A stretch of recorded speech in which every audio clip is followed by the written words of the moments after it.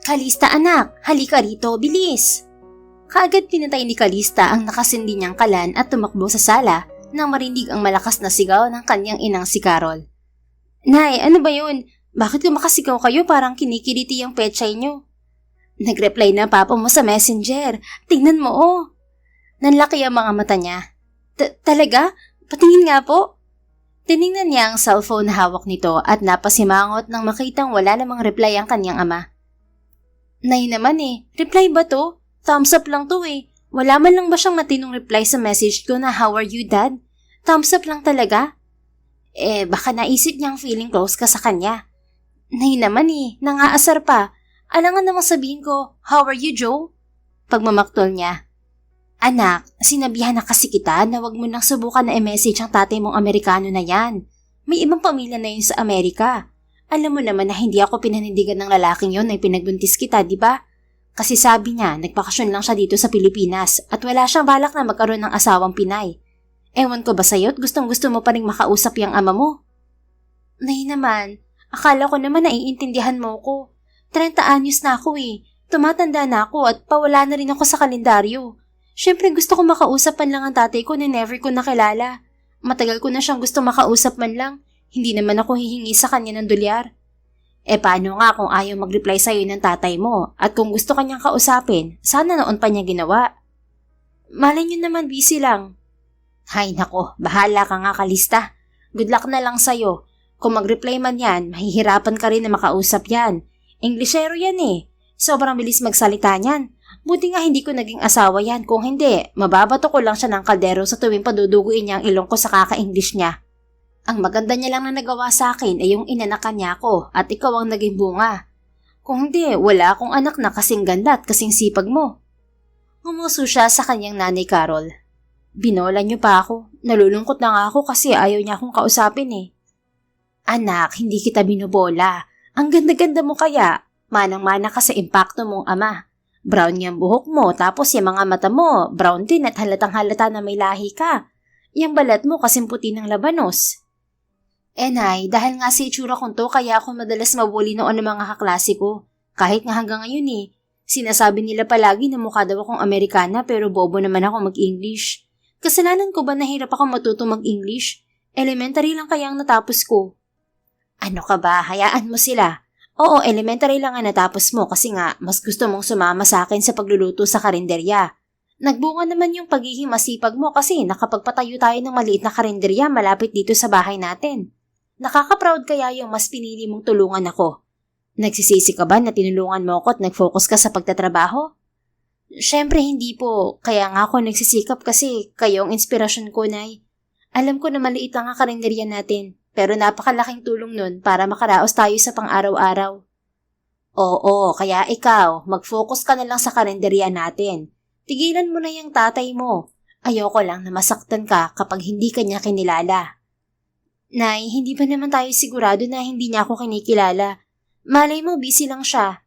Maghihintay pa rin po ako. Giit pa rin ni Kalista, halata sa tono na umaasa. Sos ang anak ko. Tumatanda na pero gustong-gusto pa rin ang kalinga ng ama. Bahala ka kung gusto mong magtiyaga sa paghihintay sa tatay mo. Basta ako, nandito ako palagi para sa'yo at hindi kita iiwan. Napangiti siya sa sinabi ng ina at niyakap ito ng mahigpit. Maya-maya pa inaalala niya na nagluluto nga pala siya ng kanilang ulam, kaya bumalik na siya sa kusina. Isang panibagong araw na naman ang sinimulan ni Kalista sa kanyang karinderya na nasa gilid ng highway sa Maharlika West ng Tagaytay City. Katulong niya ang kanyang ina sa pagluluto ng iba't ibang klase ng ulam, maging ang specialty nilang bulalo na dinadayo ng ilang mga turista dahil bukod sa mura na, masarap pa. Tunay na hindi siya nakatapos ng pag-aaral. Bukod sa tinamad na siya, nagsawa na rin siya sa pambubuli ng mga kapwa-bata. Pero kahit naman elementary lamang siya, hindi naman siya maluloko pagdating sa negosyo at sa pera. Madiskarte siya at mas pinag-aralan niya ang pagluluto kaysa pumasok sa eskwela. Alam naman niyang mahalaga ang diploma at mahalaga din ang diskarte. Pero masaya rin siya at kontento sa buhay na meron sila ng ina. Kaya wala siyang pinagsisisihan na mas pinili niya ang diskarte. Kakaiba talaga tong bulalo niyo, Kalista. Biruin mo, maraming mga mamahaling restaurant dito sa Tagaytay na nag-o-offer ng bulalo. Pero yung iba, Gustong-gusto nila yung luto mo. Masiglang puri ng suki at kaibigan niya si Mariel na isang caretaker ng malaking bahay malapit din sa karinderya nila. Wala pa naman customer kaya nakiupo muna si Calista sa table nito. Syempre naman wala man kaming ma-offer na magandang view ng Taal Volcano para sa mga turista. Sigurado namang hindi sayang ang binabayad nila sa amin. Oo nga, panira lang tong ginagawang building dito sa tabi ng karinderya nyo. Napatingin si Calista sa gilid ng kanilang karinderya at tinanaw ang ginagawang gusali roon. Alam mo, isang buwan pa lang inuumpisahan yan pero gustong-gusto ko nang tirisin ng may-ari na pinapatay yung building na yan. Ha? Bakit naman? Kinausap ka ba? Pinapalayas ba kayo rito? Excuse me hindi niya kami mapapalayas dito kasi nabili namin tong maliit na lupa rito at may business permit kami. Sila nga tong bigla-bigla nilang lumitaw sa tabi namin at gustong magtayo ng supermarket. Pero bakit ka nga kinausap? Kasi gusto nilang bilhin tong lupa na kinatatayuan ng karinderya namin. Gagawin din daw kasi nilang open space parking area to. Pero syempre hindi ako pumayag Itong karinderya na to ang tanging pinagkukunan namin ni nanay ng kabuhayan Nako, tama lang ang desisyon mo, Calista. Huwag kang papayag kahit anong mangyari. Talaga, kahit anong silaw nila sa akin ng pera, hindi ako bibigay. Natigil si Calista sa pagsasalita nang matanaw ang pagtigil ng isang mamahaling kotse sa tapat nila. Bumaba roon ang isang matangkad at gwapong lalaki na nakasuot pa ng shades. Ngunit kahit gaano pa ito kagwapo ay walang ibang maramdaman si Calista kung hindi inis dahil kilala niya ang lalaki.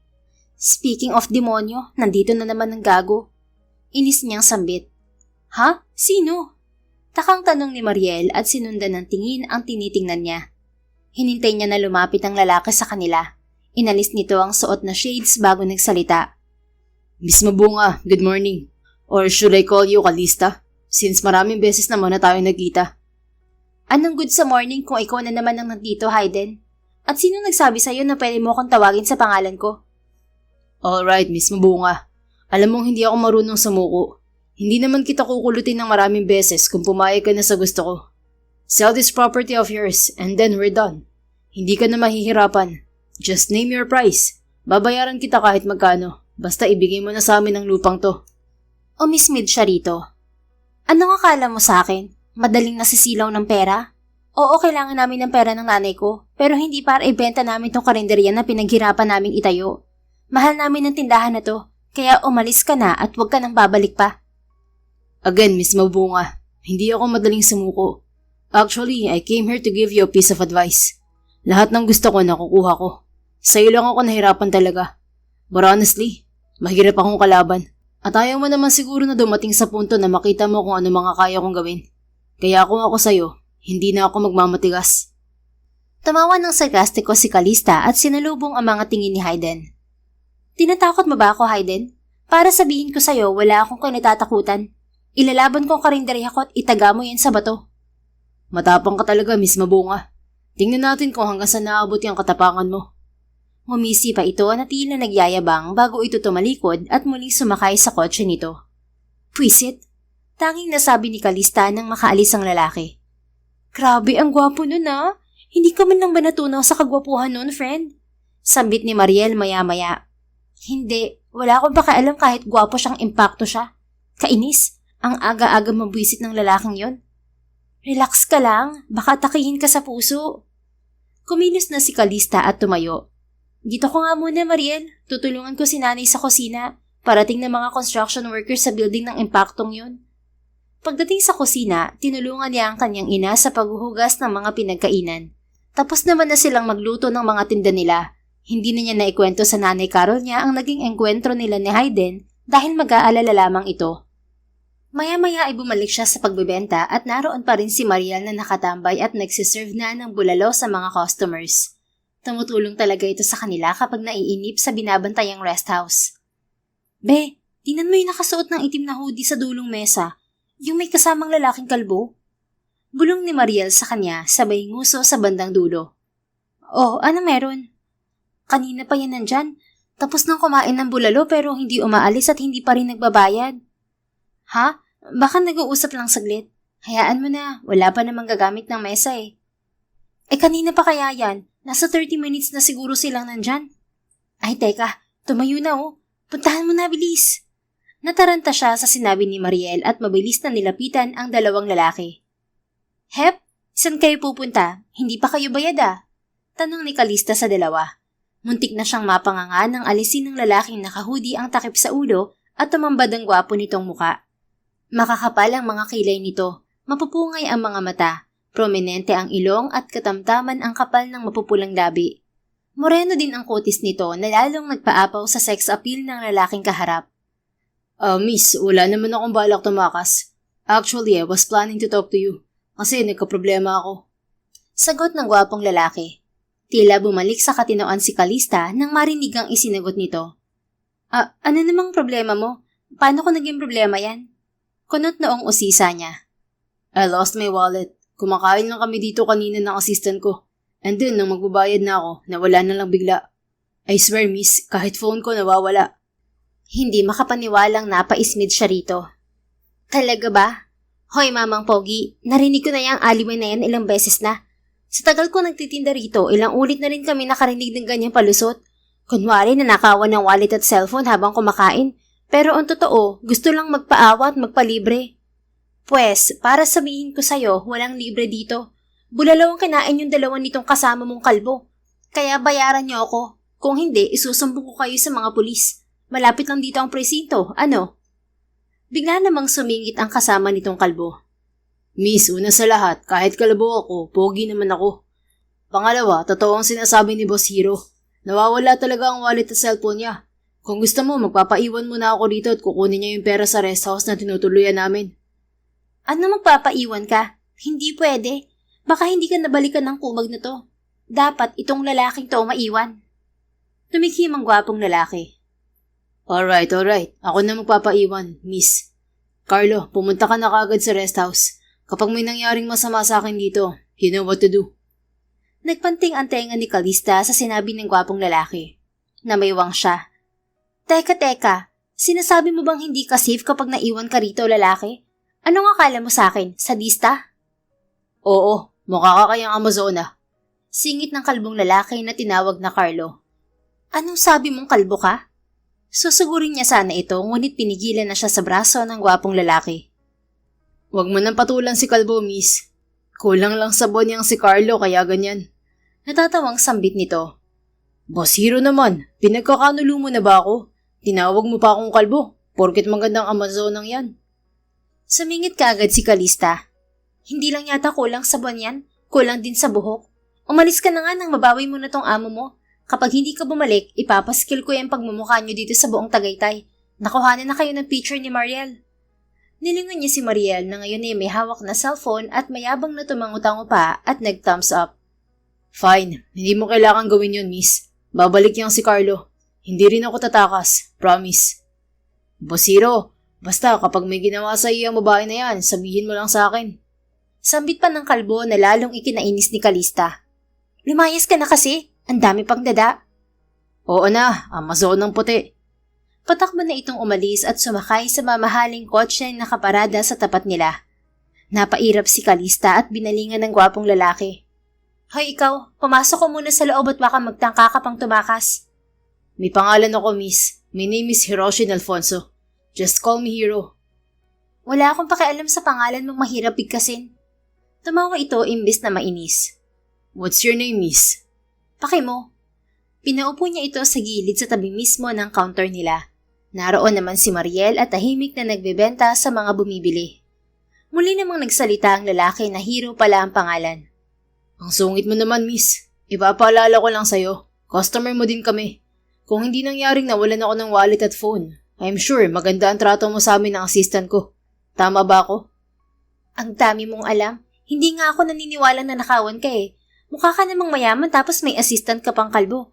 Tapos mukha ka namang hindi tatanga-tanga. Bakit ka mananakawan ng ganon? Natawa si Hero sa sinabi niya at napakamot sa sentido. I'm sorry. Masyado kasi akong nasarapan sa bulalo mo kaya na-distract ako. So nasarapan ka sa bulalo ko kaya hindi mo namalayan na nanakawan ka na. Saan ba nakalagay ang phone at wallet mo? Hawak ni Carlo kanina. Pinahawak ko dahil ayokong may sagabal sa pagkain ko. At tulad ko, nang matikman niya ang bulalo mo, binitiwan na lang niya bigla yung wallet at phone ko sa gilid niya. Then after that, magbabayad na sana kami kaso nawala na. Iisip ka lahating engot din pala yung assistant mo na yun eh. At isa ka ring engot kasi pinaubayan mo sa kanya yung mahahalagang gamit mo. Anong feeling yung dalawa? Nasa VIP room kayo ng mamahaling restaurant? Natawa ito lalo sa sinabi niya. I know. But I'm not that worried kasi kaunti lang naman ang laman ng wallet ko na yun. And that phone is just my extra. Alam ko kasi na may mga pagkakataon na pwede akong manakawan tuwing lumalabas kami ni Carlos sa ganitong lugar. Kaya yung mga dinadala kong gamit extra lang.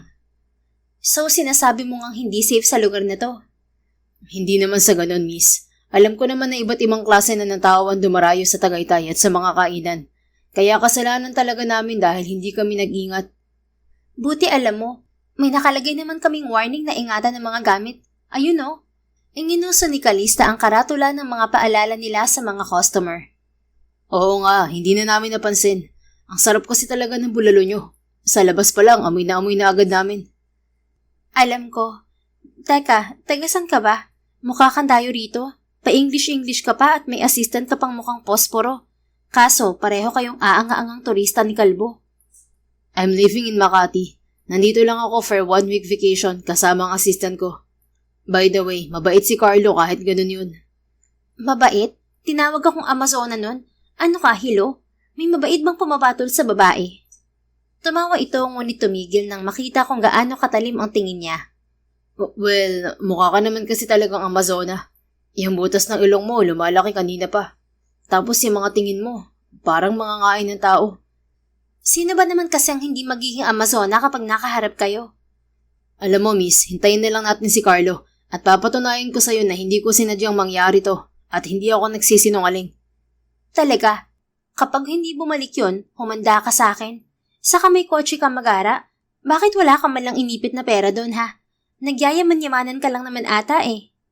Hindi kasi ako sanay maglagay ng pera sa kotse. Ah, ewan ko sa'yo.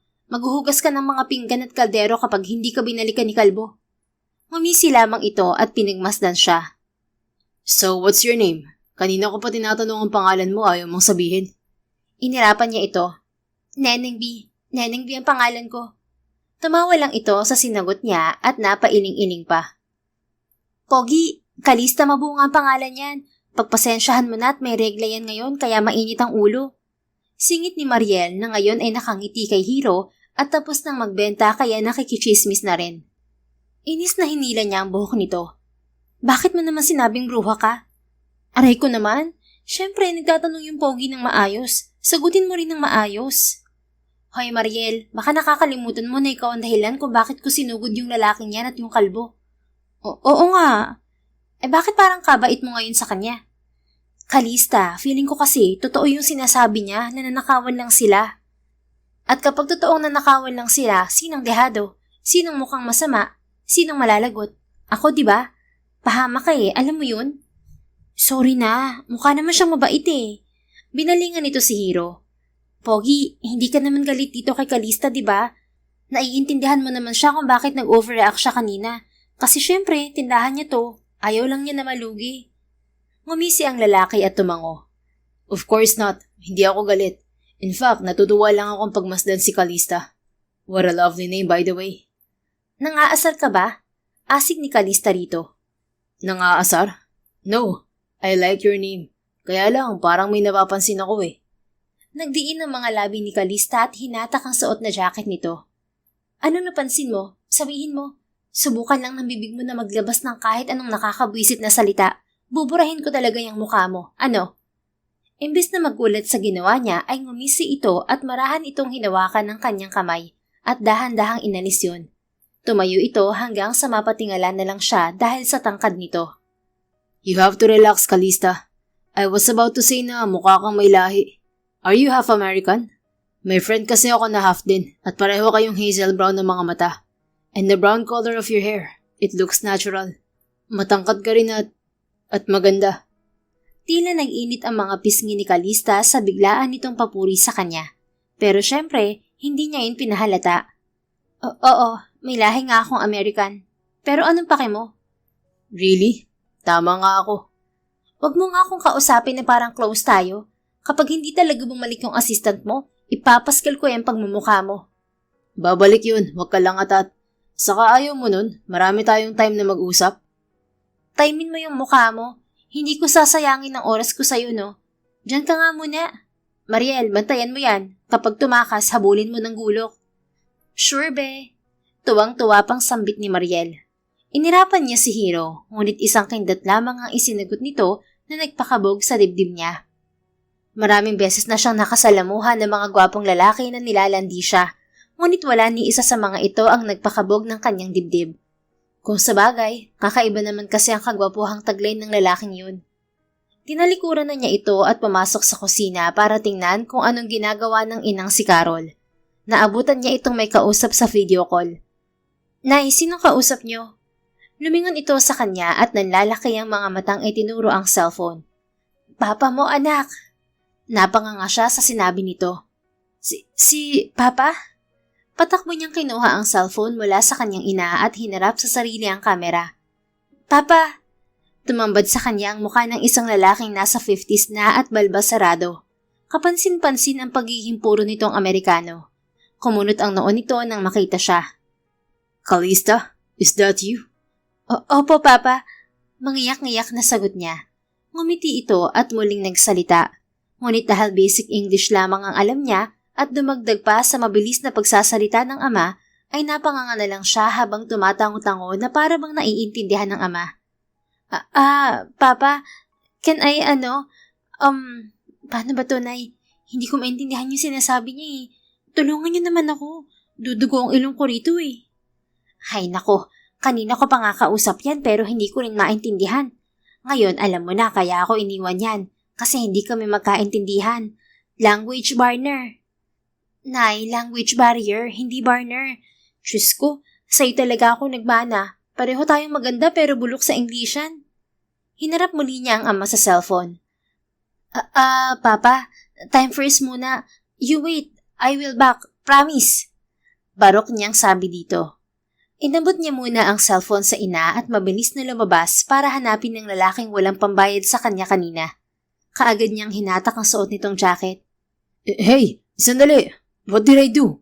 Sabi ko wait lang kay Carlo. Ayaw ko pang maghugas ng plato. Oo nga, Calista. Kumakahata ka naman sa tao, wagas. Singit ni Mariel. Hindi ba sanay ka sa English? Ini-English mo nga ako kanina pa, di ba? Siguro naman marunong ka umintindi ng English. Pwes, tulungan mo ko maintindihan ng papa ko. Ha? Anong ha? Ang sabi ko, tulungan mo ko maintindihan si papa. Amerikano kasi yun at hindi ko siya maintindihan. Kaya parang awa mo na. Ang tagal ko na siyang gustong makausap kaya sige na. Wait, pagkatapos mo akong away-awayan kanina, hihingi ka ng favor sa akin ngayon? Naku, ang arte mo. Babayaran na lang kita. I don't need money. Marami ako niyan. Anong gusto mo? Gusto kong i-offer mo sa akin yung bagay na wala ako. Para kahit man lang sa gantong paraan, gumaan ang loob ko sa mga pinagsasabi mo sa akin kanina at ibinintang. Ililibre kita ng bulalo tuwing gusto mo. Ano, ayaw mo pa? Nagdingding ang mga mata ni Hiro at napangiti pa ang loko sa sinabi niya. That's what I like to hear. Let's go. Nasaan ba ang papa mong Amerikano? Nauna pa itong maglakad papasok ng kusina. Napabugan na lang ng hangin si Calista bago sumunod dito. Nagulat pa ang inang si Carol nang makita ang pagpasok ni Hiro. Hi ma'am, I'm Calista's friend. I'm here to help her. Sabi kasi niya hindi niya maintindihan ng papa niya. Sambit ni Hiro sa kanyang ina. Hoy, anong friend? Sino nagsabi sa'yo na friends tayo? Protesta ni Calista. Aba, hindi ko alam na may gwapong friend ang anak ko. Hello Hiro, ako pala si Carol, ang ina ni Calista. Nakangiting sambit ng ina niya. Nice to meet you po. Ilang taon ka na? Ang pogi mo namang bata ka. I'm 30 years old po. Wow, ang bata mo pa pala. Kaedad mo lang ang anak ko. Nay, ano ba? Si Papa, nandyan pa ba? Huwag niyo nga kausapin yung lalaki na yan. Sabat niya. Ay, oo nga. Ito na oh. Kanina pa yan dugo na rin ang ilong kakaintindi sa akin. Pareho kaming hindi magkaintindihan. Diyos ko, bakit ba ako umibig sa Elia nung kabataan ko? Inabot sa kanya ng ina ang cellphone at nakita sa screen ang nakangiti pa rin na mukha ng kanyang ama. Hi Papa, here is Hiro. He will make me understand you po. Hehe, talk you to me. Napangiwi siya sa mga English niyang alam niyang mali-mali. Tama ba yung pinagsasabi ko, Hiro? Parang pati ako naguguluhan. Kaagad niyang sinenyasan si Hiro na tulungan siya. Ngumisi naman ito bago umakbay sa kanya at tumingin sa screen. Nagulat siya sa ginawa nito. Ngunit hindi na siya umangal dahil nakatingin ng kanyang ama sa kamera. Good morning, sir. I'm Hiro, and I'm here to help your daughter understand you better. Oh, nice meeting you, Hiro. I'm Anthony Ferrer. I'm sorry but I'm in a hurry. Can you tell my daughter that my time is limited right now? I can't talk to her for too long. Maybe we can talk to each other for some other time. Of course, sir. I'll go tell her. Hoy, anong sabi?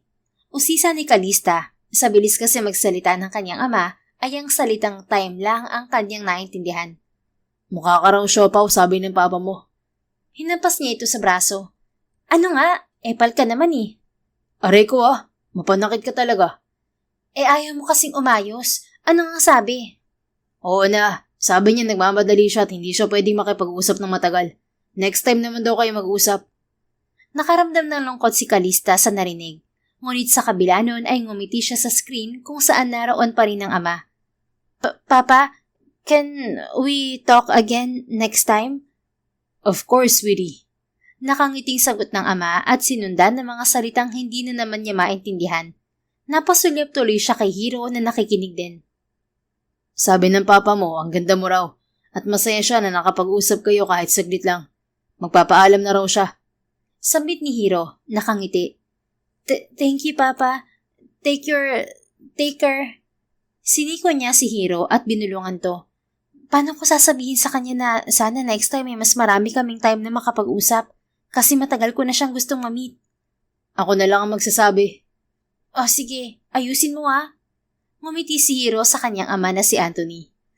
Sir, Kalista is hoping that next time he will have more time to talk. She has been wanting to meet you for a long time. I'm really sorry. Your daughter is having a hard time understanding you. She almost had a nosebleed while trying to understand you. I was so worried about her. Look at her. She looks like she's about to faint. Muli pang nagsalita ang kanyang ama at tumango-tango naman si Hiro. Yes. I'll take care of her, sir. Thank you. Maya-maya pa ay nagpaalam na sa kanya ang ama bago nito pinatay ang video call. Ano yun? Ang dami naman ng English mo. Anong pinagsasabi mo kay Papa? Tanong ni Kalista kay Hiro maya-maya.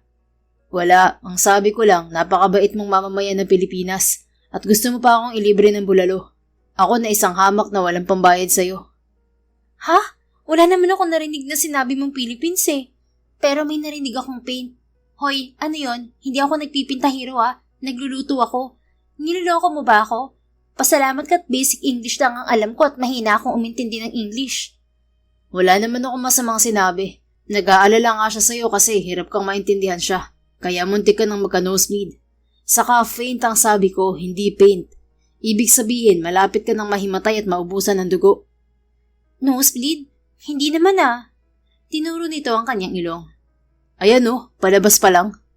Tumawa ito ng malakas at sinalat naman nga niya ang kanyang ilong at wala naman siyang nakapa na dugo. Talagang gusto lang manginis sa kanya ni Hiro.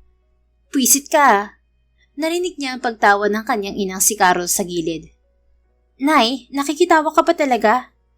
Ikaw naman anak, inaasar ka lang ni Pogi O siya, iwan ko muna kayong dalawa at baka dinudumog na ng customer si Mariel dun sa labas. Thank you po, Tita Carol. Pahabol ni Hiro habang papalabas na ang kanyang ina.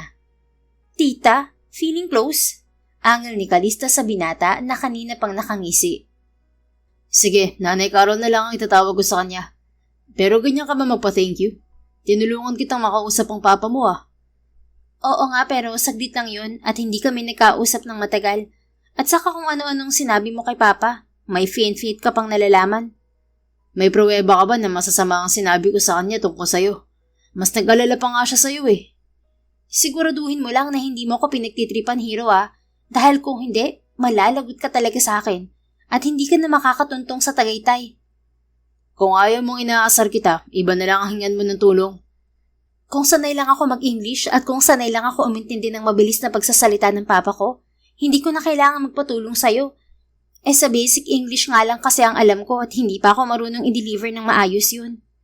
Bakit kasi hindi ka na lang magpakatotoo sa papa mo na hirap ka mag-English? Naiintindihan naman niya na nahihirapan ka Ayokong bigyan siya ng rason na wag akong kausapin, okay? 30 years ko kayang hinintay ang chance na to. Okay. So pwede na ba akong lumabas? Hindi, dito ka lang. Hinihintay pa natin yung kalbo mong assistant, diba? Sasagot sana sa kanya si Hiro, ngunit biglang pumasok ang hingal na assistant nito na si Carlo. Boss, pwede na kitang mabawi. Nakakuha na ako ng pera. Umuwi pa ako sa rest house para kunin ang ATM card niyo. Buti na lang at nakapag-withdraw ako kagad. Masiglang sambit nito. Nasaan ang bayad? Akin na, kalbo. Sambit ni Kalista at inilahad ang kanyang palad sa harap nito. Masama siya nitong tiningnan at inabot ng isang 500 peso bill. Keep the change kahit pinahiya mo kami ng boss ko. Mukhang masama pa yata ang loob mo na napahiya ko kayo Sa totoo lang, kasalanan mo pala kung bakit nawala ang wallet at cellphone ng boss mo. Hey, that's enough. Wala nang kailangan sisihin. Bayad na ako sa'yo, Kalista. So tama na ang paninisi. Awat ni Hiro. Ngumuso naman sa kanya si Carlo. Oo nga, grabe ka sa amin. Hindi mo ba alam na big time tong boss ko sa Manila? Talaga? Anong pake ko? Kung makapagsalita kayo, parang may-ari ng malaking broadcasting company ang boss mo Mas nairita siya nang humagalpak ng tawa si Carlo na may kasama pang palakpak. Nang tingnan niya si Hiro ay nagpipigil lamang ito ng tawa. Sige, tumawa ka lang. Mahipan ka sana ng hangin at huwag ka nang tubuan ng buhok. Kalbo! Tumigil bigla sa kakatawa ang assistant. Boss, bakit pa ba tayo nandito? Alis na tayo at nakakairita tong babae na to. Hep, bago kaya umalis, akin na ang number mo. Sabit ni Kalista kay Hiro. Nagulat siya nang bigyan siya nito ng nangaasar na tingin. You're fast, huh? Anong fast? Tutulungan mo ako maintindihan si Papa. You mean, araw-araw tayo magkikita rito at araw-araw mo din akong ililibre ng bulalo? Hindi naman sa ayaw ko pero it's unhealthy for me pag araw-araw akong kumain ng bulalo. Napabuntong hininga siya. May iba pa ba ako mai-offer sa'yo bukod sa bulalo? Ayaw mo namang bayaran kita. Gusto ko nga kasing makausap araw-araw ang papa ko at ikaw lang ang makakatulong sa akin. Nakita mo naman kung gaano ako nahirapan kanina habang kausap siya. Teka lang, miss. Hindi naman uubra na araw-araw magpunta rito si boss kasi 1 linggo lang ang bakasyon namin dito sa Tagaytay. Paano kapag bumalik na kami sa Makati? Singit ni Carlo. Well, kaya ko naman gawan ng paraan yun. Sagot ni Hiro na ikinagulat niya. Ha? Bakit boss? Bigla ka yatang bumait dito. Anong ginawa niya sa'yo kanina nung wala ako? Ginayuma ka ba nito? Nakalimutan yung pinagbintangan kayo nito na sinungaling kanina? Tinaliman ni Kalista ng tingin si Carlo. Hoy kalbo, wala akong ginawa sa amo mo no? Sa itsura ko to pagbibintangan mo kung nanggagayuma. Haler. Carlo, stop it. Wala siyang ginawa sa akin. Gusto ko lang talaga makipagkaibigan sa kanya. Tumawa ng sarkastiko si Kalista. Talaga ba? Hindi ako naniniwala sa'yo, Hiro. Sa dami ng tao dito sa Tagaytay, ako pang gusto mong maging kaibigan. Nek-nek mo. Hindi kita pinipilit na maniwala. Basta ako, willing akong tulungan ka sa pakikipag-usap sa papa mo hanggang sa matuto ka. Ayaw mo pa ba nun? Ang bait-bait ko na sa'yo tas bulalo lang ang bayad. Tinignan niya ito ng masama at napaisip ng malalim. Mukha namang hindi masamang tao ang lalaking kaharap. Willing pa nga ito na tulungan siya kahit pinahiya niya ito kanina. Wala naman sigurong mawawala kung papayag siya dahil desperada na rin siya sa tulong nito. Sige, basta pahingi ng number mo at iti-text kita tuwing kailangan kita. Wow, ayos Sarkastikong sambit ni Carlo. Mabilis niyang itinulak ang mukha nito. Huwag ka nang bumoses, kalbo. Usapan to ng may mga buhok. Tamawa ng malakas si Hiro. Pagkatapos ay binigay na nito sa kanya ang numero nito. Bulalo mo lang paminsan-minsan, saka good attitude tuwing magkikita tayo. Okay na sa akin, Kalista. Just call me. Kinindatan pa siya ni Hiro bago ito nagpaalam na aalis na. Namalaya na lang niya na sobrang lakas ng kabog ng kanyang dibdib kahit pa nang makaalis na ang lalaki kasama ang assistant nito. Anak, anong napag-usapan niyo ni Pogi? Usisa ng kanyang nanay Carol pagpasok sa kusina. Magpapatulong ako sa kanya tuwing kakausapin ko si Papa, Nay. Pumayag siya? Anong kapalit? Libreng bulalo daw minsan, saka maging mabait lang daw ako sa kanya. Gusto niyang makipagkaibigan Pumayag na ako kasi kailangan ko talaga ang tulong niya. Bukas ng umaga tatawag ulit ako kay Papa. Sana sagutin niya. Anak, sigurado ka ba na magtitiga ka sa Papa mo? Oo, tinawagan ka niya para kausapin pero hindi man lang siya nagbigay ng mas matagal na oras para makapag-usap kayo ng masinsinan. Hindi nga siya nagsorry sa 30 years na pag-abandonan niya sa'yo at sa hindi pagsustento. Nay, alam niyo naman na hirap nga ako na maintindihan siya. Kayo rin naman, di ba? Hirap din kausapin siya. Halos dumugo ang ilong ko sa accent ni Papa. Buti na nga lang at nandyan si Hiro kanina. Basta kahit anong trip ng Hiro na yun sa buhay niya, sasakyan ko na lang basta magamit ko siya sa pakikipag-usap kay Papa. Basta ba wala siyang ibang hingin sa'yo, anak? Hay, talagang gagawin mo lahat para makausap ang Papa mo, no? Napangiti siya ng maliit. Ang dami kong gustong malaman tungkol sa kanya, Nay. Gusto kong malaman kung anong trabaho niya ngayon, kung may asawa na siya o ilan ang anak niya. Gusto ko rin magkwento sa kanya tungkol sa naging buhay ko kasama kayo. Gusto kong sabihin sa kanya na kahit hindi tayo mayaman, nakapagtayo naman tayo ng karinderya na bumubuhay sa atin ngayon. Gustong-gusto kong ipagmalaki sa kanya na nakaya natin na wala siya. Na sobrang swerte ko kasi naging nanay ko kayo. Namala siya kasi iniwan niya tayo. Pero kahit iniwan niya tayo, gusto ko pa rin maramdaman ang pagiging tatay niya. Hindi naman masama yun, Nay, di ba?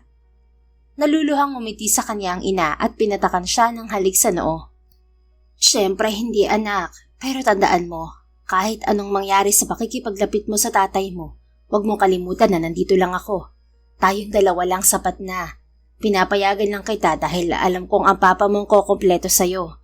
Pero huwag mo rin ibigay ang 100% mo na pag-asa na makakabawi siya sa'yo. Ayokong masaktan ka sa huli. Minsan na niya tayong binigo kaya wala akong tiwala sa kanya hanggat hindi niya napapatunayan na babawi siya sa'yo. Oo naman po, Nay. Niyakap niya ito ng mahigpit. Hay, ang anak ko. Samantala, habang pabalik si Hiro sa rest house na tinutuluyan niya kasama si Carlo, ay tumawag ang kanyang sekretary na si Lena mula sa office. Sir Hiro, the sponsorship documents are already in your inbox with the highlighted clauses. It's ready for your e-signature whenever you're free, sir. Bungad ng babae sa kabilang linya. Okay, I'll sign it and send it back later. Is there anything else? Nothing, sir. Enjoy your vacation. Miss na po kayo ng iba niyong staff dito. Come on, Lena. Isang araw pa lang ako rito sa Tagaytay. Joke lang po, sir. Thank you. Thank you, Lena. Nang patayin niya ang tawag ay napatingin siya kay Carlo na nasa driver's seat at panay ang tingin sa kanya mula sa rear view mirror. What's the problem, Carlo? Tanong niya rito. Tinitingnan ko lang kayo ng maigi, boss. Hindi ko talaga maintindihan kung bakit ang bait niyo sa babaeng Amazona na yun. Baka ka ako ginayuma niya kayo. Natawa siya rito at napailing-iling. Saan mo naman nakuha yan? Hindi nga niya ako ginayuma. Bakit ang dali niyong pumayag sa gusto niya? Hindi ba niya alam na ikaw ang may-ari ng Alfonso Broadcasting Company sa Makati? Big time kayo tapos kung makauto siya, akala mo talaga. Carlo, hindi niya alam yan. At walang sense para sabihin ko sa kanya. I'm not the type of person to brag. Baka akalain niya, nagyayabang ako sa kanya. Kahit na. Ayokong ginaganon kayo, boss. Alam niyo naman na ang laki ng utang na loob ko sa inyo. Kung hindi niyo ako napulot noon ni Don Alejandro sa kalsada nung 10 taon ako, baka nasa maling landas na ako ngayon.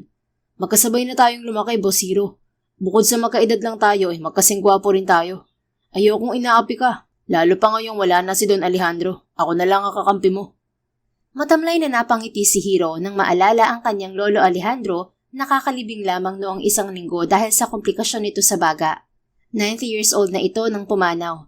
Si Don Alejandro ang nagpalaki at nag-alaga sa kanya nang mamatay ng sabay ang mga magulang niya sa car crash noong 9 na taong gulang pa lang siya. Naulila siya at ang kuya niyang si Hayden, kaya naman kinupkup sila ng lolo nila. Tama lang talaga na nagbakasyon muna tayo dito sa Tagaytay, Boss Hiro. Kailangan niyong ipahinga ang utak niyo kasi masyado kayong naapektuhan sa pagkawala ni Don Alejandro.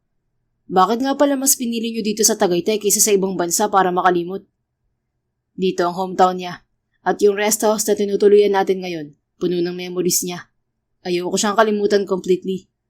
Malungkot na sagot niya. Pasensya na, boss. Napalungkot pa yata kita. No, it's okay. Basta wag ko lang makita si Kuya Hayden. Hindi ako malulungkot. Kahit anino niya, ayoko makita. Ang laki pa rin pala ng sama ng loob niyo kay Boss Hayden, boss. Hindi ko kayang kalimutan kung paano niya basta-basta nalang kinuha ang mana niya galing kay Lolo. 1 beses lang siya pumunta ng burol, tapos bumalik na siya sa asawa niya. Mas may pakinabang pa siya sa kumpanya ng asawa niya. Samantalang nung kailangan siya ni Lolo, wala siyang maitulong. Hindi rin naman kasi pumayag nun si Don Alejandro na siya ang magpatakbo ng kumpanya niyo. Hindi magaling din ang kuya mo, at ikaw ang nakitaan niya ng talino at talento. Hindi forte ng kuya mo ang broadcasting. Nang napunta siya sa supermarket chain ng asawa niya, doon siya nagpakatino. Kani-kanya lang tayo ng porte, boss. Pero mali pa rin yung ginawa niya na kahit patay na si Don Alejandro masama pa rin ang loob niya dahil palagi siyang kinukumpara sa'yo. Maano ba namang kalimutan na niya ang sama ng loob niya? Napabuntong hininga na lang si Hiro.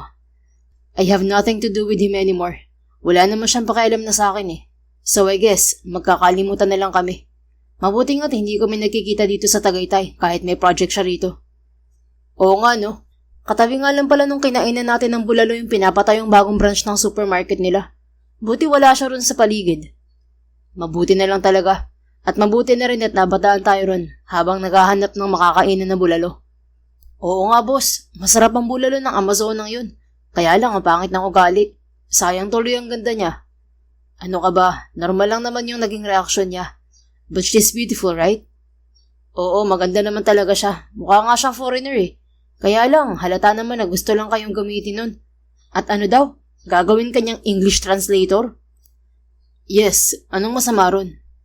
Nahipan ka siguro ng masamang hangin dun, boss. Kanina ka pa napapangiti kapag nasisingit sa usapan yung babaeng yun eh.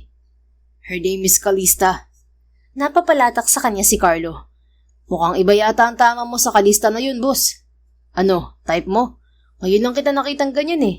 Yung mata mo, kumikinang-kinang na parang Christmas lights. Nakakawala ng angas yan, boss. Tigilan mo yan, hindi ikaw yan.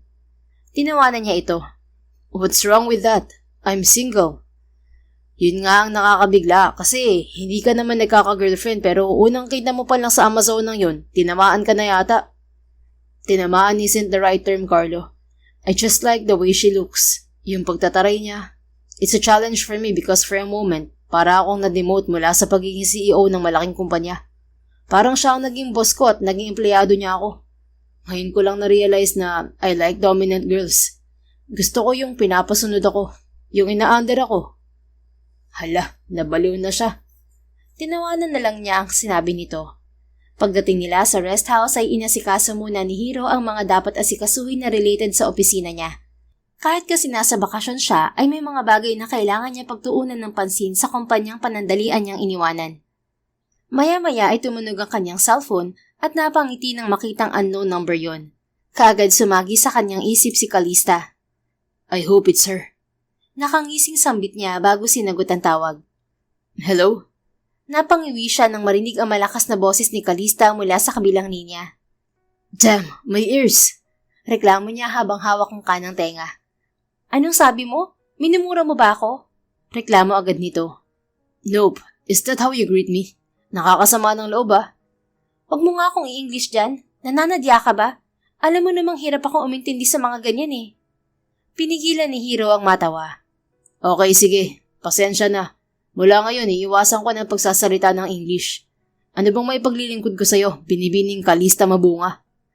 Wow, memoryado mo kaagad ang buong pangalan ko ah. Siyempre, mabilis akong makatanda kapag gusto kong isang bagay. Natahimik ito mula sa kabilang linya na lalong nagpangiti sa kanya. Pakiramdam niya kinilig ito sa kanyang sinabi.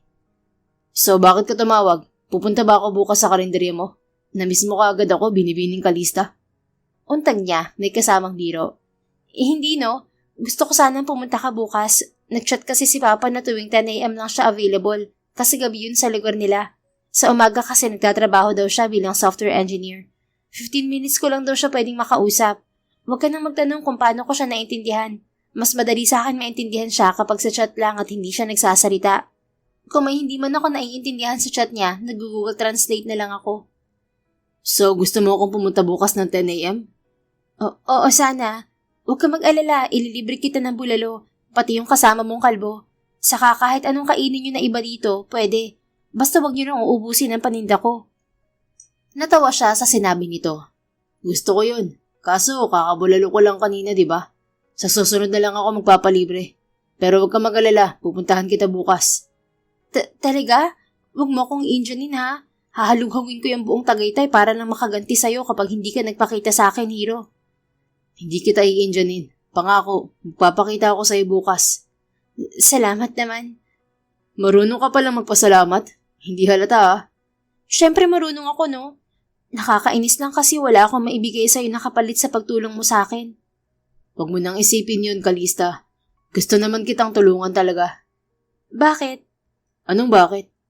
Bakit okay lang sa'yo na tumulong kahit walang kapalit? Wala lang.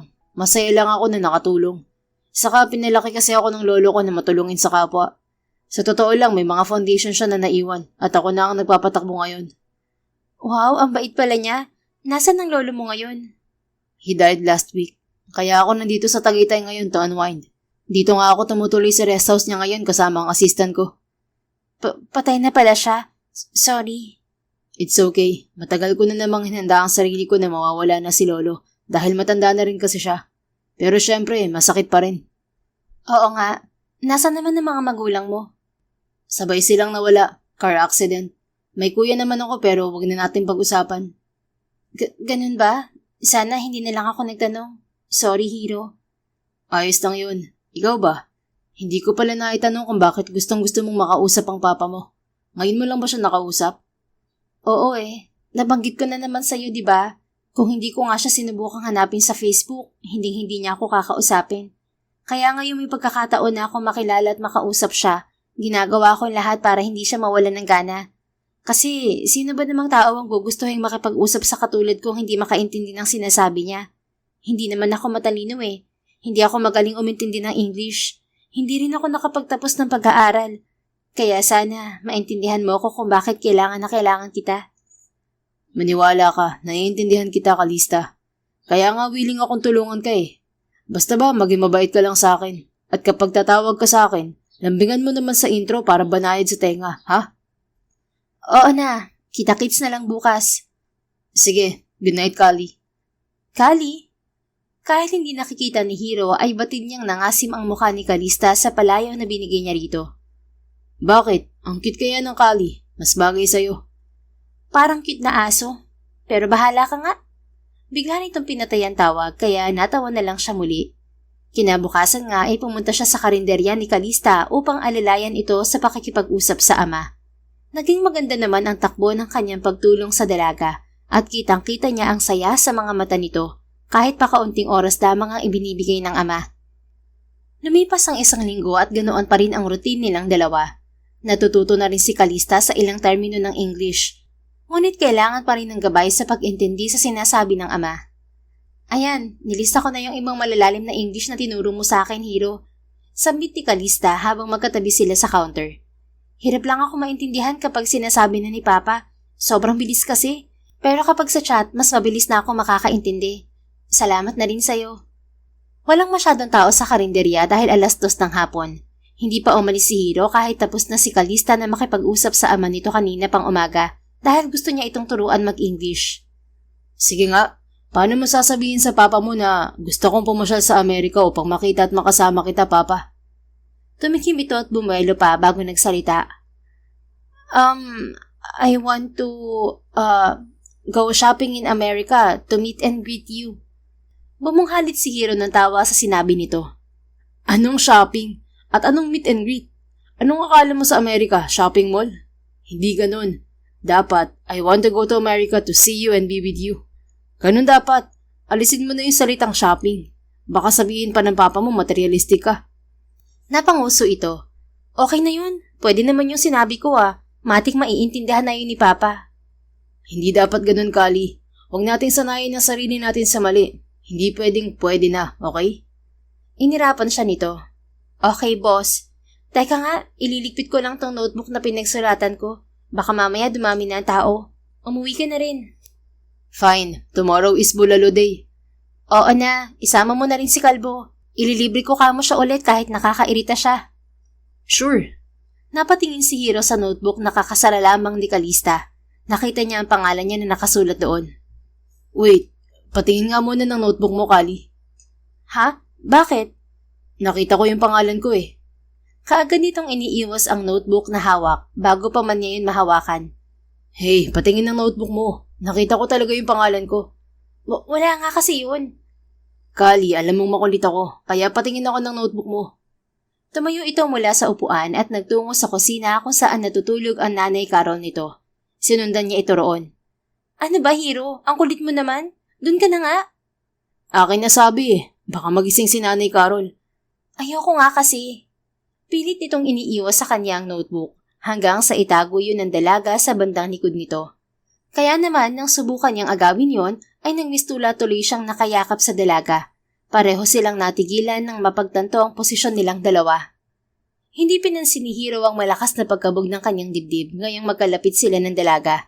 Marahil ay sanay na siya dahil araw-araw niyang nararamdaman yon tuwing kasama niya si Kalista. Lumayo ka nga sa akin, utal na sambit ng dalaga. Paano kung ayoko? Ngumisi siya at mabilis na inagaw ang notebook. Hoy, Hiro! Pilit nitong inagaw ang notebook ngunit tumatawang tumakbo na siya palabas ng kusina at binasa ang nakasulat sa bandang likod niyon. Always thankful to Hiro, my handsome friend. Nakangiting basa niya sa nakasulat doon nang makabalik siya sa counter. Akin na nga yan, Apple ka talaga eh. Inagaw na sa kanya ni Kalista ang notebook, ngunit tila mapupunit na ngayon ang kanyang bibig sa sobrang laki ng kanyang mga ngiti. Handsome pala ha? Mapang-asar niyang sambit. Napakamot sa ulo ang dalaga at napaiwas ng tingin. Bakit? Gwapo ka naman talaga ah. Sinulat ko lang yun para mag-practice ng English. Sasabihin ko kay Papa gwapo siya. Mana ako sa kanya. Sus, madali lang naman sabihin ng diretso sa akin na, Hiro, salamat sa pagtulong mo sa akin. Ang gwapo-gwapo mo na nga tapos ang bait mo pa. Ganun dapat. Dinadaan mo pa sa notebook ay mababasa ko ba yan? Ayaw mo nga pakita sa akin eh. Dapat kung may message ka sa akin, siguraduhin mong mababasa ko. Ayaw kong ipakita kasi alam kong aasarin mo lang ako. Tingnan mo nga't inaasar mo na ako ngayon. Kainis. Pero handsome ako. Oo nga sabi eh. So crush mo na ako? Pinamulahan si Kalista ng muka at kaagad na umiwas ng tingin. Silence means yes, Kali. Hindi no? Asa ka? Para sinabi lang handsome, crush agad. Nay Carol, crush ako ng anak mo. Kaagad nitong tinakpan ang bibig niya upang pigilan siya sa pagsasalita. Tumahimik ka nga, Hiro. Baka mamaya magising yun at maniwala sa sinasabi mo. Inalis niya ang kamay nito na nakatakip sa kanyang bibig bago dumukwang dito. Bakit? Hindi ba totoo, Kali? Mapang-asar niyang tanong na may pilyong ngiti. Hindi nga sabi. Huwag mo nang i-deny, Kali. Ako lang to. Secret lang natin. Che, kainis. Umuwi ka na nga. Tinalikuran na siya nito at patakbong pumasok muli sa kusina.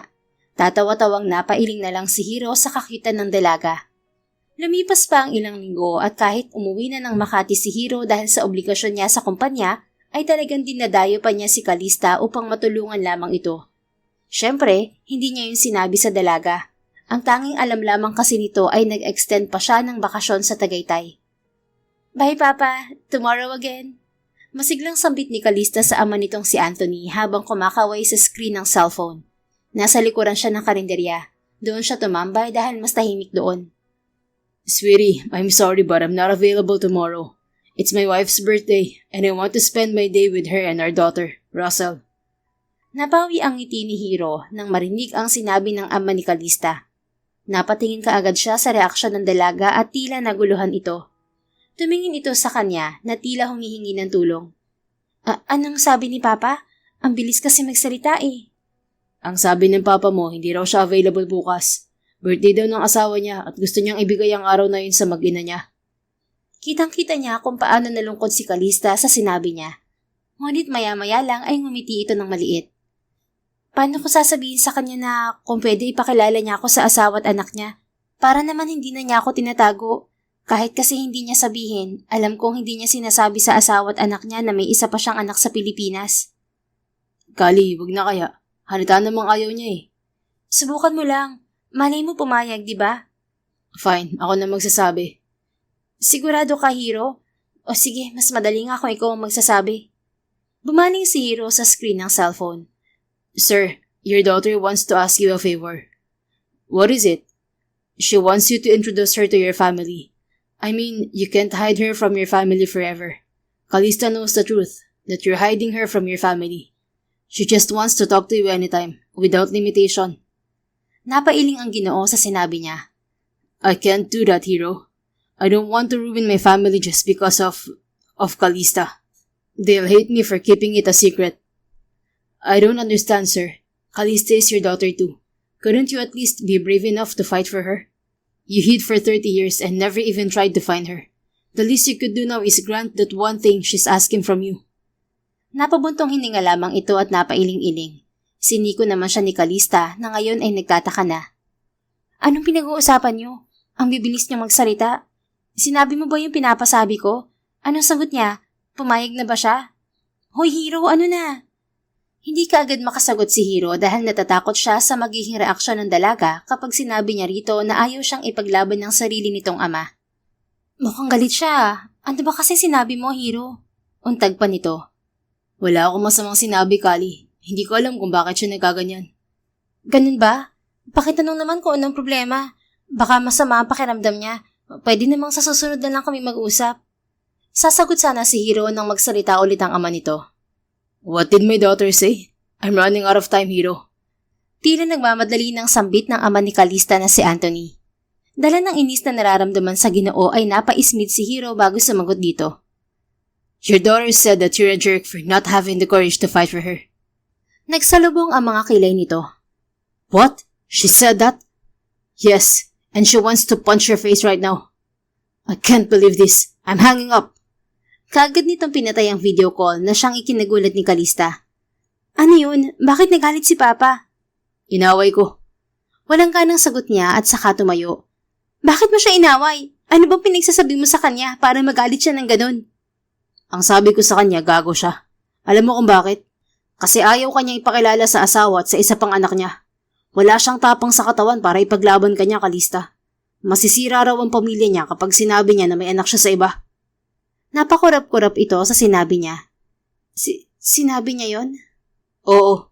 Kung tutuusin, anak ka rin niya, pero wala siyang kabalak-balak na ilabas ka sa kahon. Ang plano niya siguro habang buhay kang itatago at magtsitsika ka sa kakarampot na oras na binibigay niya araw-araw. Pero sana hindi mo siya inaway. Baka hindi na ako kausapin nun simula bukas.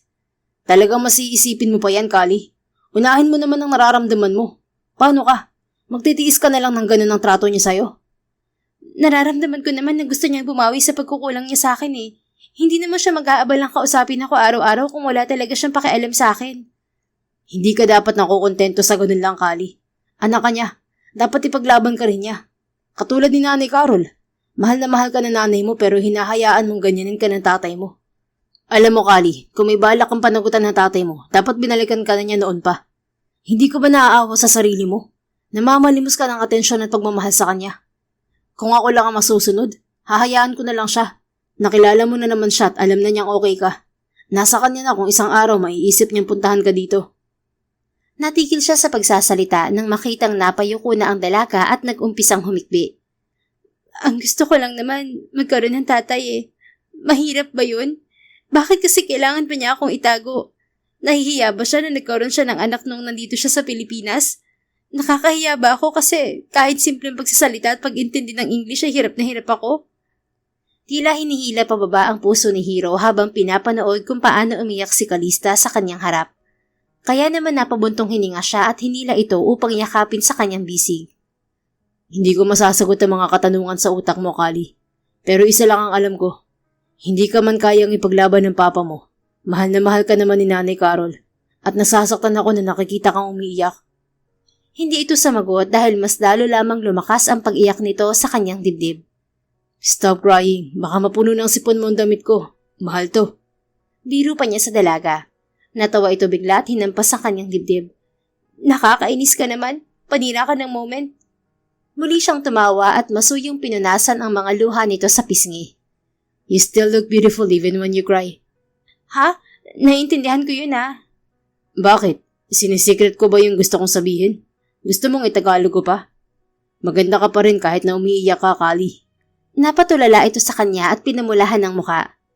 Etsyosero ka.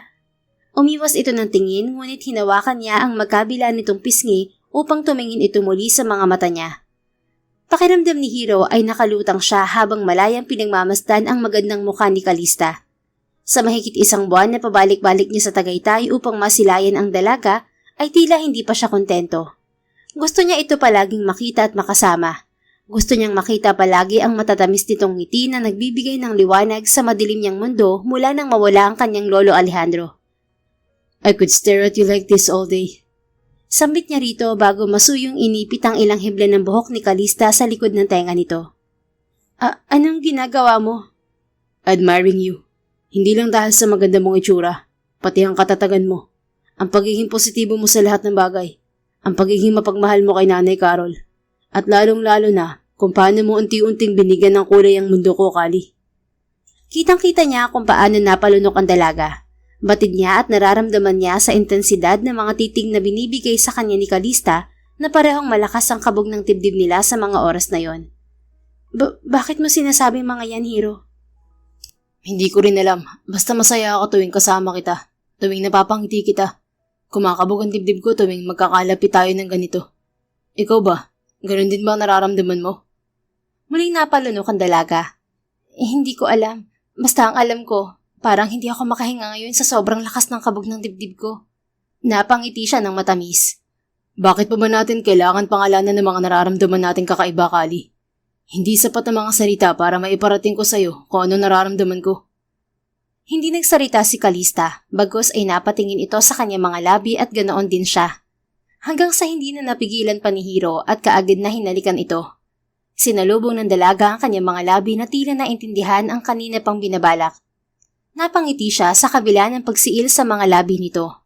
Napakasaya ng kanyang puso dahil kahit walang sinabi si Kalista, ay batid niyang pareho sila ng nararamdaman. Na gusto nila ang isa't isa at handa sila sa posibilidad na paglalim ng kanilang nararamdaman. Naghiwalay lamang ang kanilang mga labi nang kapusin na sila ng hangin. Tumawa sila pareho nang makaramdam ng hiya sa ginawa. So you like me, huh? Pangaasar niya sa dalaga. Teka, may sinabi na ba akong ganun? Hindi halata sa paghalik mo pabalik. Pinamulahan si Kalista ng muka at hinampas siya sa dibdib. Hinuli niya ang kamay nito at niyakap ng mahigpit. Gusto kong malaman mo na totoo itong nararamdaman ko para sa'yo, Kali. Gusto kitang ligawan. Dapat lang. Tinawanan niya ito at pinatakan ng halik sa ulo. Sobrang saya niya sa mga sandaling yon at hiniling niya na sana ay hindi na yun matapos pa.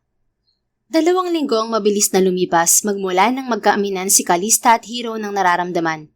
Nagumpisa na ring manligaw si Hiro sa kanya at sobrang saya niya dahil kahit umaga lamang ito nakakapunta sa karinderya ay hindi ito nagkukulang sa pagpapakita ng sinseridad nito sa kanya. Nagpaalam din ito sa Nanay Carol niya at tuwang-tuwa sa kanilang dalawa ang kanyang ina. Anak, magdadalawang buwan na kayong magkakilala ni Hiro, tapos nililigawan ka pa niya. Natanong mo na ba sa kanya kung anong trabaho niya? Kasi sabi niya, taga Makati siya eh. May assistant pa siya kaya ibig sabihin, mayaman talaga siya. Basta ang alam ko po niya ay may business daw siya sa Makati at nag-extend siya ng bakasyon dito sa Tagaytay. Hindi ko pa nga po natanong kung kailan siya babalik sa trabaho at dahil sa akin napapabayaan na niya yung negosyo niya. Hindi ko na rin po inusisa kung anong business niya kasi nga po mas nag-focus kami nun sa pakikipag-usap kay Papa. Bigla siyang nakaramdam ng lungkot nang maalala ang ama. Hindi na siya nito tinawagan magmula ng awayin ito ni Hiro. Wala siyang sinisisi. Sa totoo lang, wala na sa kanya kung kakausapin pa siya ng ama o hindi na. Dahil tama si Hiro. Kahit hindi siya nito ipaglaban ay nandyan naman ang kanyang ina na naging kakampi niya kahit noon pa. Bigla niyang na-realize na hindi tama na ipagsiksikan niya ang sarili sa ama. Hay nako, sinabi ko na kasi sa'yo noon pa na wala kang mapapala sa tatay mong kano. May pamilya na yun at yun talagang uunahin niya. Sorry anak ha. Okay lang po Nay, may magandang naidulot naman po ang pakikipag-usap ko kay Papa. Nakilala at nakasama ko si Hiro dahil sa kanya. Si Hiro, siya yung taong nagpapasaya sa akin ng sobra ngayon. Hay, tinamaan na yata talaga ang anak ko. Mabuti naman at gusto ko na rin magkaapo. Napangiti na lang siya sa sinabi ng ina. Maya-maya pa ay dumagsa na ang mga turistang kumakain sa karinderya nila. Pero hindi inasahan ni Kalista ang pagdating ni Hayden, yung gwapong lalaki na may-ari ng itinatayong supermarket sa tabi nila na gustong bumili ng lupang kinatatayuan ng kanilang karinderya. Grabe! Akala ko pa naman napagod ka ng mangulit. Halos 2 buwan ka rin hindi nagpakita kaya akala ko patay ka na. Sarkastiko ang bungad niya kay Hayden nang lapitan siya nito sa may counter. Bakit? Na-miss mo ba ako, Miss Mabunga? Nek mo.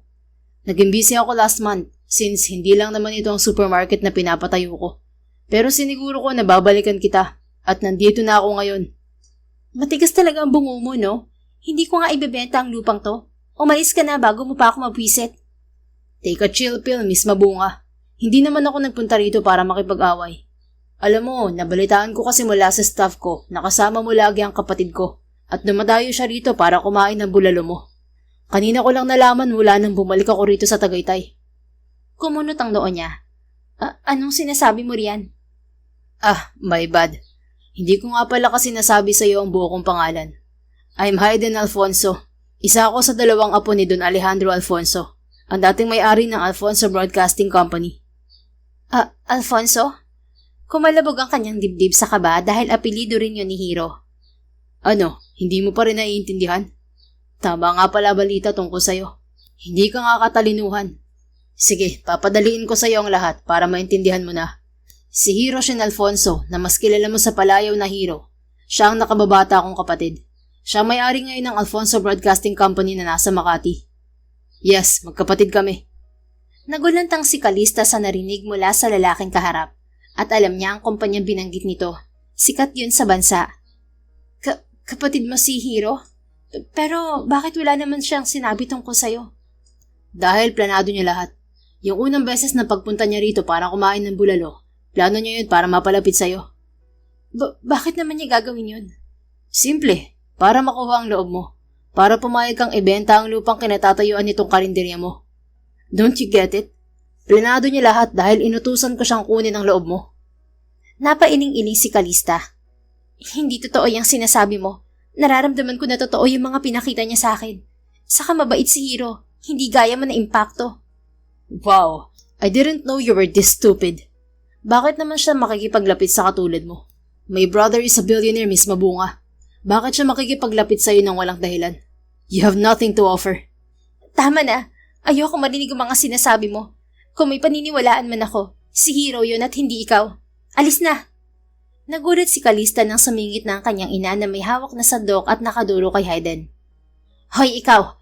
Matagal na akong nagtitimpi sa'yo Tuwing nangungulit ka sa anak ko, pinapaubaya ko na lang sa kanya kasi alam kong hindi siya magpapasindak sa katulad mo.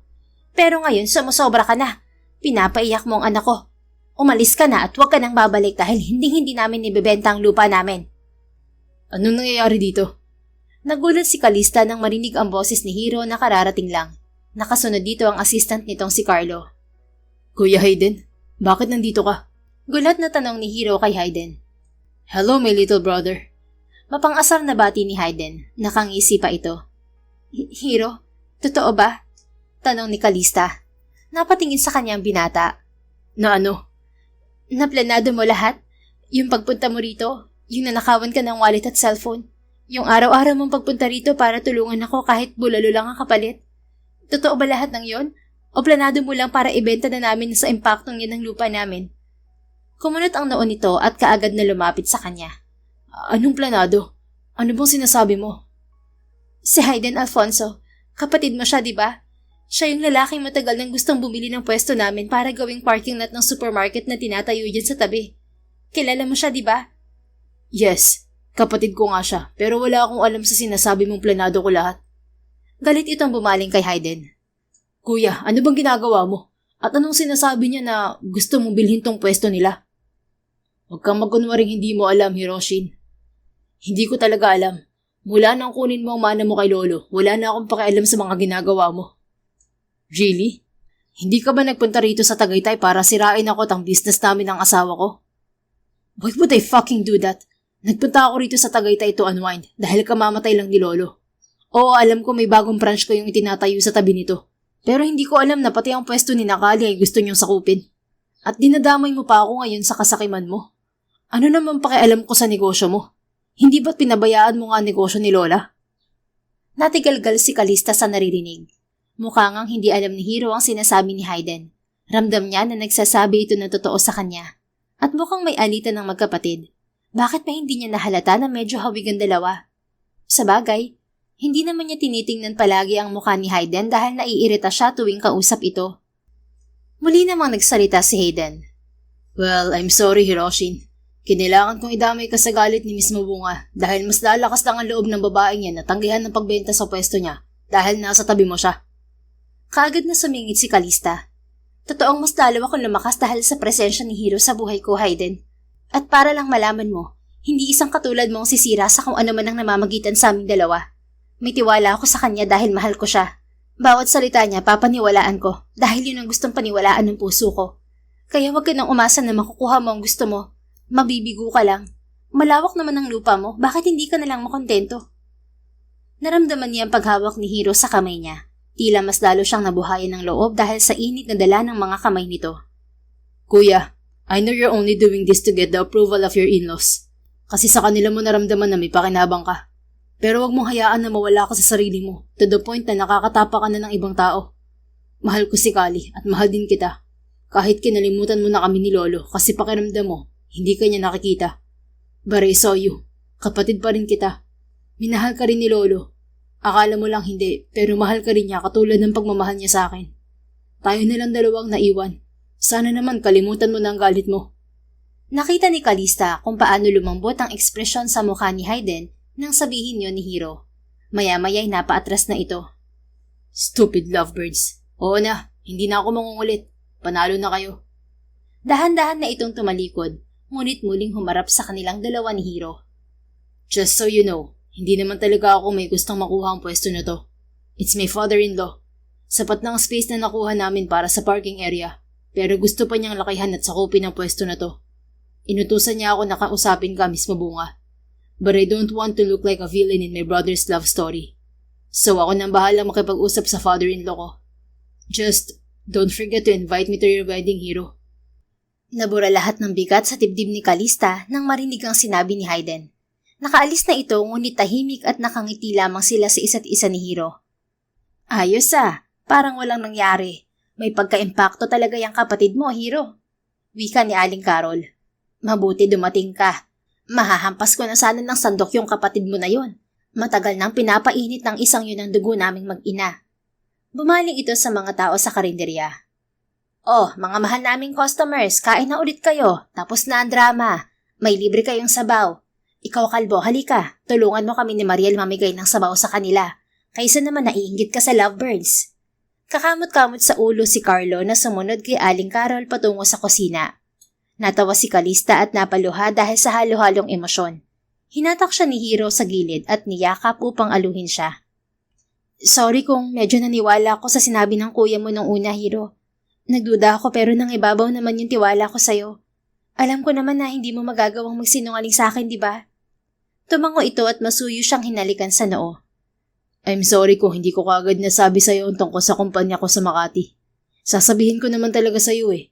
Hindi ko lang masabi nung una kasi ayokong maisip mo na nagyayabang ako. O baka maniit ka at isipin mong hindi tayo bagay. Yun lang talaga ang dahilan at wala nang iba. Okay lang. Kasalanan ko rin naman kasi hindi ako nagtanong. Basta nung sinabi mong may kumpanya ka sa Makati, okay na sa akin. Kasi sabi mo nag-extend ka pa ng bakasyon mo rito sa Tagaytay. Aminin mo nga, hindi talaga extended ang bakasyon mo rito, no? Hindi ka pwedeng magbakasyon ng sobrang tagal kung malaking kumpanya ang hawak mo. Bumabiyahe ka ba ng mahigit 2 oras pabalik dito sa Tagaytay saka sa Makati araw-araw? Yes. Si Carlo naman ang nagdadrive so it's okay. Kahit na, nahahati pa pala yung oras mo sa kumpanya mo at sa akin. Kaya nga hindi ko sinabi sa'yo yon para hindi ka na mag-guilty. It's okay, Kali. Kaya kong gawin lahat para lang makita ka araw-araw. Ibig sabihin, kahit noon pa, type na type mo na ako para balik-balikan mo ako dito? Tumawa ito. Yes. At hindi ako nagsisisi na ginawa ko yun para sa'yo. At isa pa, kahit pinupuntahan kita rito palagi, hindi ko naman napapabayaan ang kumpanya ko. It's still standing there and doing good. Paano ang kuya mo? Magiging okay ba kayo? I hope so. Gusto pa nga niyang imbitahan natin siya sa kasal natin. Kasal ka agad? Hindi pa nga tayo eh. Di tayo na. Napangiti siya at isinubsob ang sarili sa dibdib nito. Sigurado ka na ba talaga sa akin, Hiro? Hindi ako mayaman katulad mo. Hindi rin ako magaling magsalita ng English. Hindi ako matalino. Wala akong may pagmamalaki bukod sa kagandahan ko. Sabi nga ng kuya mo, bobo raw ako. Ano, gusto mo ba talagang mahalin ng isang Kalista Mabunga? Isang masuyo at malalim na halik ang isinagot nito sa kanya. I don't care kahit na hindi ka mayaman, kahit na hindi ka magaling mag-English, o kahit hindi ka matalino. Saka huwag kang maniwala kay kuya. Iniinis ka lang nun. Matalino ka sa ibang bagay. Huwag mo sanang maliitin ang sarili mo. Hindi mo magagawang magnegosyo kung hindi ka matalino at madiskarte. At saka ang gusto ko lang naman, mahalin mo ko pabalik, Kali. Yung ako lang at wala nang iba pa. Kailangan mo pa bang sabihin yan? Oo naman. Ngumiti ito at hinalikan siya sa labi. Natigil lang sila nang tumikim bigla si Carlo na nasa gilid din pala at nakita ang paglalandian nilang dalawa. Ay, grabe. Tirik na tirik ang araw oh. Hindi mo lang magpaawat oh. Nakakainit ng ulo. Bakit kaya hindi na lang umulan? Oo nga no, tirik na tirik ang araw. Kitang-kita sa nangingintab mong ulo. Natatawang sagot ni Kalista sa lalaki. Napahawak tuloy ito sa sariling ulo. Grabe ka. Pasalamat ka at masarap ang bulalo mo. Kung hindi, hindi ako papayag na baging kayo ni Boss Hiro. Ah, talaga? Kailangan ng permiso mo? Oo naman. Ako kaya ang best sidekick niya. Kakampi at kasama niya sa lahat. Kaya dapat may approval ko kung sino ang babaeng dumidikit sa kanya. Shut up, Carlo. Iiling-iling ngunit natatawang awat ni Hiro dito. Naging maayos nga ang relasyon nila ni Hiro pagkatapos ng araw na yon. Pinagbawalan na niya si Hiro na magpunta sa Tagaytay araw-araw dahil nag-aalala siya rito. Bukod sa gusto niyang mag-focus muna ito sa kumpanya, ay ayaw niya ring mapagod dito ng husto. Kaya naman tuwing linggo na lang sila nagkikita sa rest house ng namayapa nitong lolo. At sa tuwing nagkikita sila ay hindi maiwasan na mauwi sa kapusukan ang pagkamis nila sa isa't isa. Kaya naman mag-iisang taon pa lang silang magkarelasyon ay nakabuo na sila ng baby. Kasabay niyon ang pag-alok ng kasal sa kanya ni Hiro. Pagkatapos niyang ipanganak ang kanilang anak na lalaki ay nagpakasal na sila ni Hiro. Panay ang iyak ng kanyang nanay Carol, ni Mariel at ni Carlo habang kinakasal sila sa simbahan ng Tagaytay. Habang ang kapatid naman ni Hiro na si Hayden ay nakangiti lang buong seremonya. At bilang respeto na rin sa amang si Anthony ay nagpadala si Kalista rito ng mensahe tungkol sa pakikipag-isang dibdib niya kay Hiro. Wala siyang nakuhang sagot ngunit hindi yun dinibdib ni Kalista. Tanggap na niya na may mga bagay na hindi kailangang ipagpilitan. Masaya siya nakaharap niya ngayon sa altar ang nag-iisang lalaking bumihag sa kanyang puso. Napakagwapo nito sa suot na damit pangkasal. Kalista Mabunga, gusto ko malaman mo na hindi ako naniniwala sa love at first sight. Pero nung unang beses tayong magkita sa karinderya mo, kung saan inisip mo na nagsisinungaling ako nung sinabi kong nanakawan ako ng wallet at cellphone, hindi ako nagalit o nakaramdaman lang ng inis sa'yo. Basta ang naaalala ko lang na habang inaaway mo ko nun, nakatitig lang ako sa maganda mong muka. Tinamaan ka agad ako sa'yo, katulad ng kung paano ako na-addict sa masarap na bulalo mo. Nakakatawa lang na nagpunta ako sa Tagaytay para magbakasyon at magluksa sa pagkamatay ni Lolo. Pero hindi ko nagawa dahil sa'yo. Ginawa mo pa akong English translator. Nagtawanan ang mga tao sa simbahan, pati na rin si Kalista. Nagpatuloy naman si Hiro. Pero ayos lang, dahil sa'yo na lang nakatuon ang atensyon ko noon. Naging iisa ang destinasyon ko. At ikaw yun, Kali. Ginawa kong kapitbahay ang Tagaytay mula sa Makati para lang makita ka. Ganun ako kabaliw sa'yo, Kali. At ngayong kaharap na kita sa simbahan na to, gusto kong malaman mo na kahit kailan, hindi ako magsasawang iparamdam sa'yo na ikaw at ikaw lang ang babaeng mamahalin ko habang buhay. Mamahalin kita sa araw-araw. Kayong dalawa ng anak natin. At hindi magbabago yun. Mahal na mahal kita, Kali. Tila natutunaw ang puso ni Kalista habang pinapakinggan ang mga matatamis na salitang binitiwan ni Hiro. Kaya naman nang siya na ang nagsasalita, ay wala siyang tigil sa pag-iyak dahil sa labis na kasiyahan. Hiro, naalala ko pa kung paano kita pinagdudahan noon nang ginusto mo akong tulungan para maging English translator ko kay Papa. Kasi naman, sinong tao ang gagawa nun nang walang ibang gustong kapalit kundi bulalo lang? Gusto kong malaman mo na higit sa paghihintulay mo sa amin noon ni Papa, ikaw din ang naging tulay para makita ko ang halaga ko. Dahil sa'yo, napagtanto ko na kahit hindi ako matalino, na kahit bobo ako mag-English, at kahit ganito lang ako, ay kamahal-mahal rin pala ako. Kasi minahal ako ng isang Hiroshi na Alfonso. Araw-araw sinasabi ko sa sarili ko na napakaswerte ko dahil minahal ako ng isang katulad mo, na kahit alam ko maraming higit pa sa akin, ako ang pinili mo. Mahal na mahal kita, Hiro. Ipinapangako ko na habang buhay kong susuklian ng lahat ng pagmamahal at pag-aalagang binibigay mo sa akin at sa anak natin. Ngumiti sa kanya ng matamis si Hiro. Lumuluha na rin ito sa labis na saya. Hanggang sasabihin ng pari na mag-asawa na sila. Pagkatapos ng kanilang kasal ay walang hanggang lambingan at landian ang ginawa nila ni Hiro sa kanilang honeymoon. Inabot sila ng madaling araw hanggang sa kusa na lang na napagod ang kanilang katawan. Kakatapos lang nila nang tumunog ang kanyang cellphone. Babe, sandali, may tumatawag. Saway niya kay Hiro dahil panay ang haling nito sa kanyang lieg. Hirap na hirap pa siyang takpan ng hubad niyang katawan ng kumot dahil nasa loob ng kanyang bag ang cellphone niya. Nagulat si Kalista nang makita ang pangalan ng kanyang ama sa screen ng kanyang cellphone. Kaagad niya yung sinagot dahil audio call lang naman yun. Papa? Hi there, sweetie. Bakit po kayo napatawag? Why did you call Father? Tahimik siyang humalakhak sa sariling kalokohan at nakipag-high five kay Hiro dahil nakapag-English siya ng diretsyo. Sa tagal ng relasyon nila ni Hiro ay unti-unti siya nitong tinuruan kung paano magsalita ng English kahit kaunti. Balak din siya nitong ipasok sa ALS upang makapag-college siya. Bagay na pinag-iisipan pa niya dahil may anak na sila. I missed you, sweetie. Can we talk? But wait, do you understand what I'm saying right now? Where's Hiro? Nandito po nakahubad. Hiro is here beside me. Yes, that's right. But don't worry, Papa. I can understand you now. Just talk to me slowly, okay? You know, I'm still, di ba nga yung term na yun? Adjusting. Yes, I'm still adjusting, Papa. Or are you mad at me? Napangiti siya sa tanong ng kanyang ama. Hindi naman siya nagalit dito. Oo, nasaktan at nagtampo siya, ngunit hindi na para magtanim ng sama ng loob dito. I'm not mad, Papa. I just learned to accept that you can't fight for me as your daughter. Hinawakan ni Hiro ang kamay niya at ngumiti ito sa kanya bilang suporta. Ngumiti siya rito pabalik.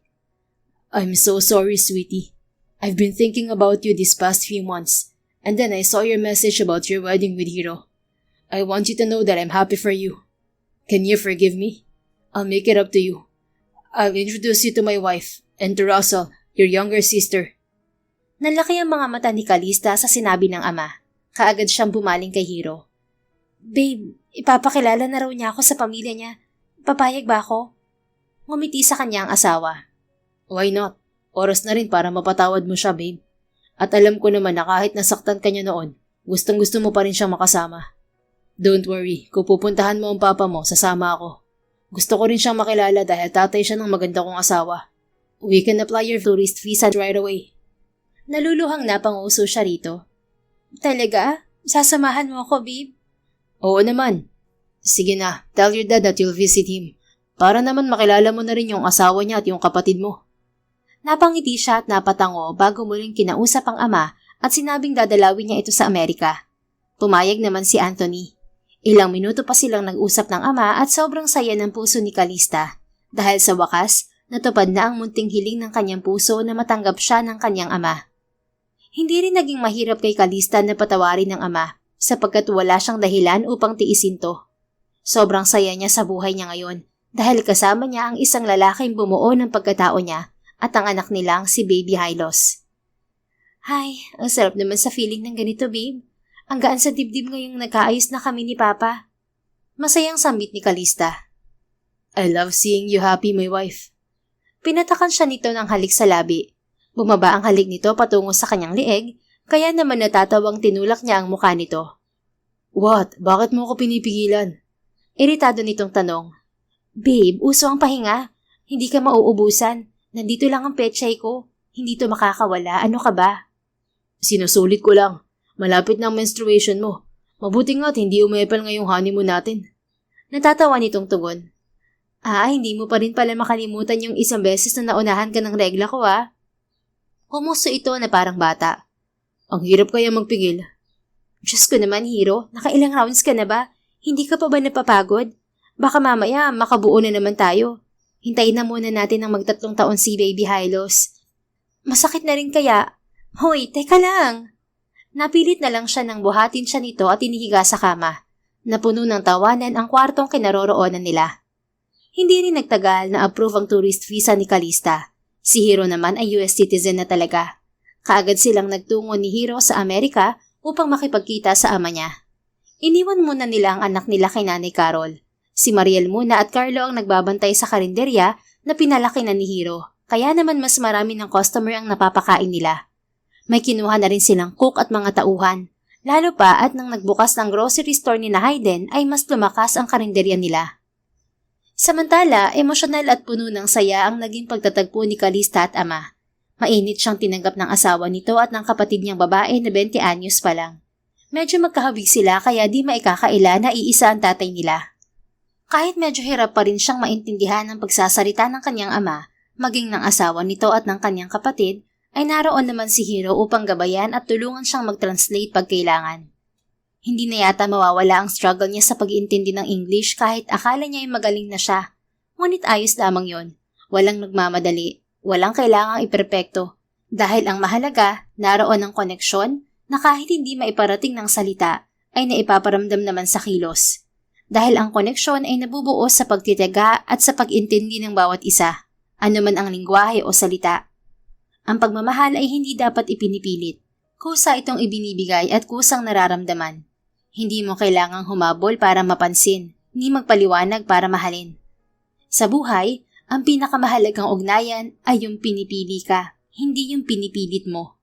At minsan, sapat na ang malaman mong karapat-dapat ka sa pagmamahal ng malaya, buo at totoo. The end. If you enjoyed this story, please don't forget to like, subscribe, comment, and share. Your support helps us reach more people and spread the love. Thank you for tuning in, and we're looking forward to seeing you again soon. In the meantime, please take care and may God bless you always.